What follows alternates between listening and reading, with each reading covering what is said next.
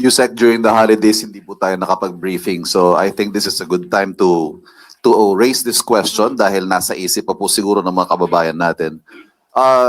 Early December, nagbitaw po ang Pangulo ng statement very confidently na may mga mananagot at mga walang Merry Christmas sa mga kurakot. Lumipas po ang Pasko, ang nakakulong si Sara Diskaya. Ano ho ang tugon ng Pangulo dito na hindi ho yata nangyari yung kanyang ipinangako, may mga walang Merry Christmas? Ang binanggit po ng Pangulo doon sa kanyang report ay sa mga taong nabanggit niya, marami ang hindi magiging merry ang Christmas.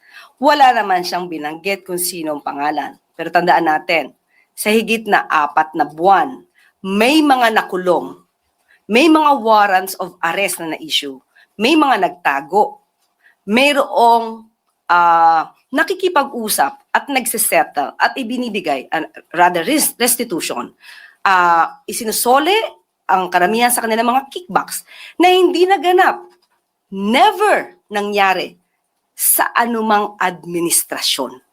Sa administrasyon lang po ni Pangulong Marcos nangyayari ang mga ito.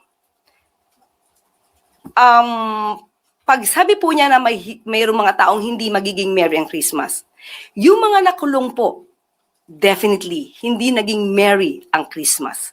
Pero hindi pa naman po natatapos ito. Kung meron pang inaabangan ng mga tao, meron din pong inaabangan ng Pangulo.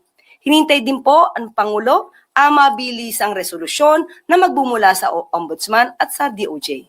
Kung lahat na maaaring sangkot ay matibay ang ebidensya at yun naman ang gusto ng Pangulo, due process ay inoobserba, hindi pa po natatapos ang termino ng Pangulo. Marami pa po ang mangyayari at magaganap.